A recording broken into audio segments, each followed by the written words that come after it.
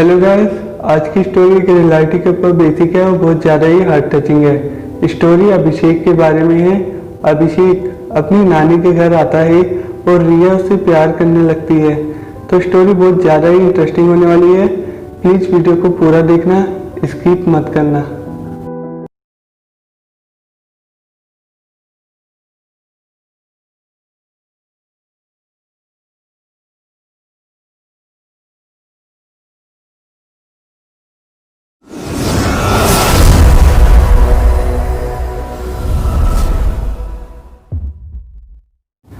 अभिषेक इंदौर आया हुआ था अपनी नानी से मिलने के लिए।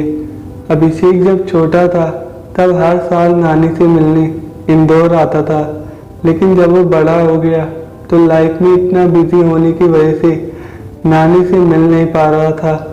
अभिषेक पायलट था, उसे बचपन से प्लेन अच्छा लगता था।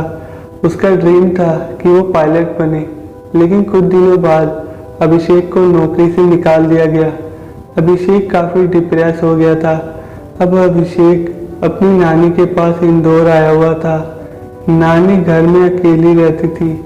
उनके हस्बैंड की शादी के 1 साल बाद ही इस दुनिया से चले गए। जब से नानी अकेली रह रही है। अभिषेक नानी की बहुत केयर करता था। वो जब भी आता हमेशा नानी के लिए कुछ ना कुछ लेकर आता था। इस बार नानी के लिए एक प्यारा सा गिफ्ट लेके आया था जो नानी को बहुत ज़्यादा पसंद आया। वो गिफ्ट में उनके लिए चश्मा लाया था और नानी को काफ़ी समय से चश्मे की ज़रूरत थी क्योंकि उन्हें आंखों से कम दिखता था। नानी को खुश देखकर अभिषेक अपना गम भूल जाता है। नानी के घर के सामने एक रिया नाम की लड़की रहती थी जो रोज़ सुबह कॉलेज के लिए निकलती थी। अगले दिन रिया कॉलेज के लिए करीबन 7 बजे अपने कॉलेज के लिए निकल रही थी। जब भी ठीक सामने उसे एक लड़का दिखा। वो मॉर्निंग वॉक करके अपनी नानी के साथ आ रहा था। अभिषेक दिखने में हैंडसम था। रिया उसे ही देखी जा रही थी और अभिषेक अपनी नानी के साथ बातें करके निकल गया। उसने एक बार भी रिया को नहीं देखा, लेकिन रिया की नज़र अभिषेक पर थी। अभिषेक एक दिन अपने घर के बाहर गार्डन में बैठा हुआ था जब रिया उसे खिड़की से देख लेती है। अभिषेक टेंशन में था अपनी जॉब खोने की वजह से। रिया उसके पास गई और कहा, हेलो, मैं आपके पड़ोस में रहती हूँ, अगर आपको कुछ भी चाहिए हो तो बता देना। अभिषेक रिया से कहा, ओके। रिया उससे और बातें करना चाह रही थी लेकिन नर्वस थी। जब भी अभिषेक को दुखी देख के पूछती है, आप काफ़ी डिप्रेस से लग रहे हो। जब भी अभिषेक कहता है, कुछ नहीं, बस थोड़ा परेशान हूँ। जब रिया कहती है, आप इंदौर आए हो अपनी नानी से मिलने के लिए और अभी तक आपने पूरा इंदौर भी नहीं घूमा। अभिषेक कहता है, यहाँ मेरा कोई दोस्त भी नहीं है और नानी को अकेला छोड़ के मैं कैसे घूम सकता हूँ। रिया अभिषेक के पास बैठ जाती है और कहती है, अगर चाहो मैं आपको इंदौर घुमा सकती हूँ। जब भी पीछे से नानी रिया और अभिषेक की बातें सुन रही थी और नानी भी जानती थी कि अभिषेक कभी इतना सैड नहीं रहता, लेकिन अब जब से वो यहाँ आया है काफ़ी डिप्रेस है। शायद अगर थोड़ा बाहर घूमेगा तो मूड अच्छा हो जाएगा। अभिषेक कहता है, मैं नानी को अकेला छोड़ के नहीं जा सकता। नानी अभिषेक की बात सुनकर बाहर आकर कहती है, तुम इस रिया के साथ जाओ और इंदौर घूम लो। तुम कौन सा महीने के लिए जा रहे हो, शाम को वापस आ जाओगे। जब भी अभिषेक भी हाँ कर देता है, रिया के चेहरे पे मुस्कुराहट सी आ जाती है। रिया अभिषेक के साथ इंदौर घूमने के लिए निकल जाती है। दोनों झूला झूल रहे हैं, घूम रहे हैं, नेचर को एंजॉय कर रहे हैं, पार्क में बातें कर रहे हैं, अपनी फीलिंग्स, अपनी बातें शेयर कर रहे हैं।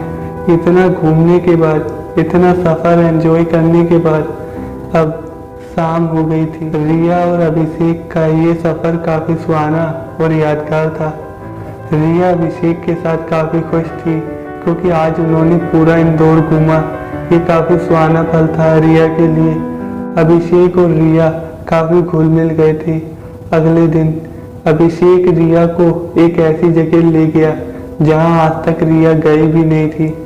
अभिषेक रिया को उज्जैन ले आया। रास्ते में उन्हें शिप्रा मिली। शिप्रा एक नदी है जो उद्गम स्थल से बहती हुई चंबल नदी में मिल जाती है। शिप्रा नदी आपको उज्जैन की तरफ जाते हुए रास्ते में दिखाई देगी। इसका नज़ारा बहुत अद्भुत होता है।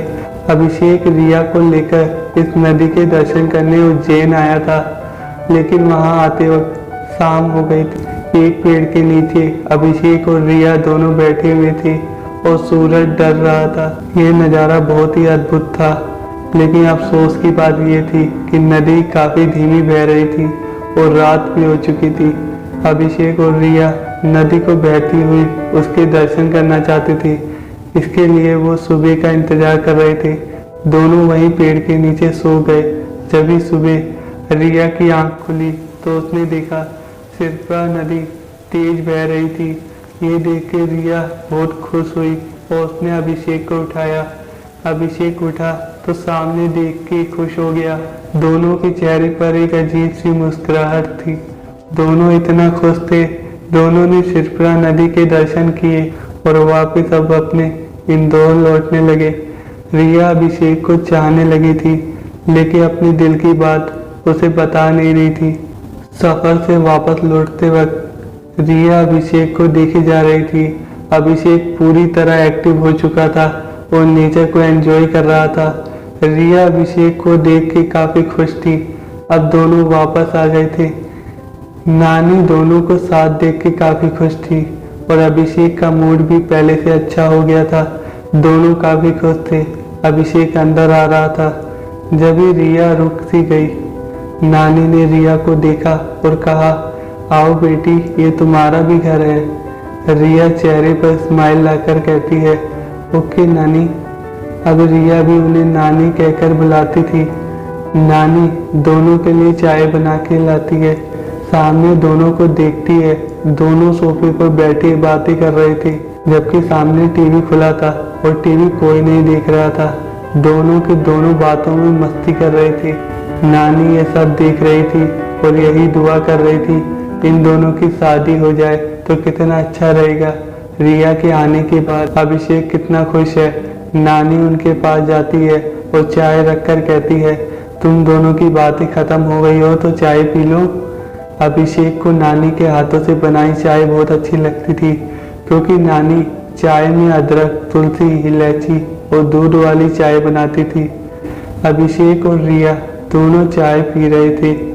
चाय का कप थोड़ा बड़ा था। चाय पीते पीते दोनों एक दूसरे को देख रहे थे। नानी भी सामने कुर्सी पर बैठकर दोनों को देख रही थी और वो दोनों एक दूसरे को देखे जा रहे थे। नानी को अभिषेक को देख के उसके बचपन के दिन याद आ रहे थे। जब अभिषेक छोटा था तो वो हमेशा चाय के साथ बिस्कुट मांगता, लेकिन इस बार नानी ने बिस्कुट भी रखे हुए थे। ये काफ़ी हैरानी की बात थी कि दोनों ने बिस्कुट नहीं लिए, जबकि अभिषेक तो बिस्कुट के बिना चाय भी नहीं पीता। रिया बहुत अच्छी लड़की थी। वो अभिषेक की बहुत केयर कर रही थी। ये देख के नानी के आंसू निकल गए तो अभिषेक की नज़र नानी पर पड़ी। अभिषेक तुरंत पूछने लगा, नानी आप रो क्यों रही हो? रिया भी पूछने लगी, लेकिन नानी ने उन्हें ना बताना ही बेहतर समझा। उन्हें बस ये कहा, ये खुशी के आंसू हैं कि जब तुम यहाँ आए थे तो काफ़ी डिप्रेशन में थे। अब तुम्हें खुश देख के मुझे बहुत अच्छा लगा। अभिषेक कहता है, मेरी प्यारी नानी, आप मेरी चिंता मत करो, मैं हैप्पी हूँ। और आपने दवाई ली? असल में नानी के पैरों में दर्द होता है, इसलिए उन्हें दवाई लेनी पड़ती है। थोड़े दिनों बाद रिया अभिषेक से मिलने नानी के घर आई। नानी ने कहा अभिषेक घर पर नहीं है। ये सुनकर रिया हैरान हो गई और कहने लगी, पर अभिषेक गया कहाँ? नानी कहती है, उसने मुझे नहीं बताया। आज सुबह वो कहीं जा रहा था। जब मैंने पूछा कहाँ जा रहा है बेटा, तो अभिषेक ने कहा, काम से जा रहा हूँ नानी, कल तक आ जाऊँगा। मुझे लगा शायद वो तुम्हारे साथ जा रहा है। रिया कहती है, नहीं, उसने मुझे कुछ नहीं बताया। फिर पूछती है, नानी वो आपको मेरे बारे में कोई मैसेज दे के गया है? नानी कहती है, नहीं, वो तो जल्दी में था और निकल गया। रुको, मैं अभी उसे कॉल करती हूँ।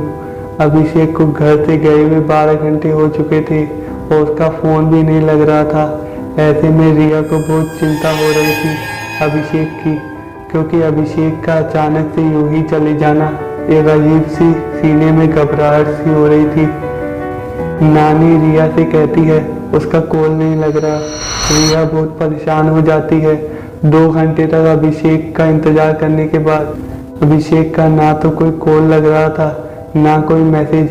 नानी को लगा शायद वो कल तक आ जाएगा, लेकिन अब अभिषेक को गए हुए 38 घंटे हो चुके थे। किसी को पता नहीं चल रहा था कि अभिषेक गया कहाँ है। अब नानी और रिया की बेचैनी बढ़ती जा रही थी।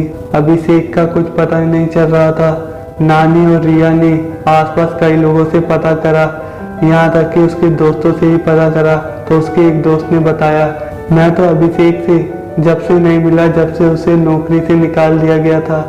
अब सब कुछ धीरे धीरे समझ में आ रहा था, इसलिए अभिषेक इतना दुखी था।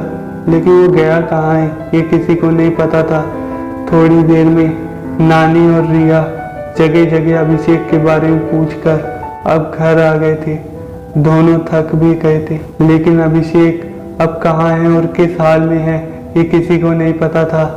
थोड़ी देर में नानी का टेलीफोन बजा। टेलीफोन से ट्रन की आवाज से नानी और रिया एकदम से उत्सुक हुए। फोन उठाने के लिए उन्हें लगा ये अभिषेक का होगा।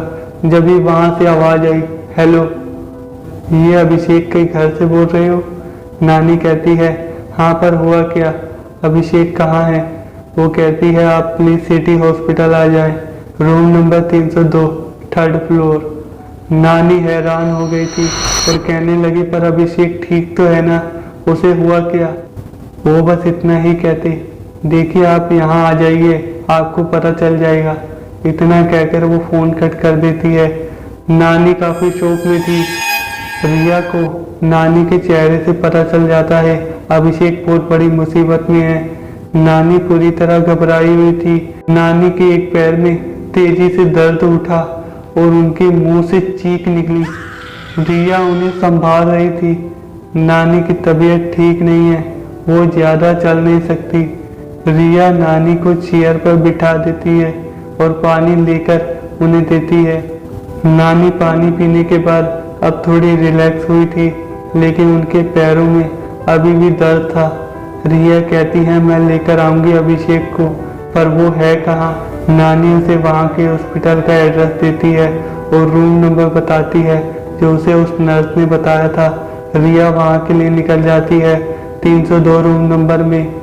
जैसे ही पहुँचती है हैरान सी हो जाती है, क्योंकि उसके सामने अभिषेक बेड पर लेटा हुआ था और बेहोश था। नर्स उन्हें बताती है, इन्हें ब्लड कैंसर की बीमारी है। ये सुनकर रिया के होश ही उड़ जाते हैं, क्योंकि अभिषेक इतनी बड़ी बीमारी से गुजर रहा था और उसने मुझे और नानी को भी नहीं बताया। रिया रूम के बाहर बैठी रो रही थी। उसके आंसू रुक ही नहीं रहे थे। वो अभिषेक के उठने का इंतजार कर रही थी। जब अभिषेक की आंखें खुल रही थी। नर्स अभिषेक को देख के बाहर रिया को कहती है, उन्हें होश आ गया, अब आप मिल सकती हो उनसे। रिया नर्स से थैंक्स बोल के रूम के अंदर चली जाती है। वहीं अभिषेक लेटा हुआ था, उसके हाथों में ग्लूकोज चल रहा था। रिया रोते हुए उससे पूछती है, तुमने मुझे क्यों नहीं बताया? कम से कम नानी को तो बता देते। अभिषेक कहता है, मुझे ब्लड कैंसर है। ये अगर नानी को पता चलता तो उनके चेहरे से मुस्कुराहट चली जाती। मैं अपनी नानी को उदास नहीं देख सकता। रिया कहती है, मुझे तो बता देते, मैं तुमसे बहुत प्यार करती हूँ।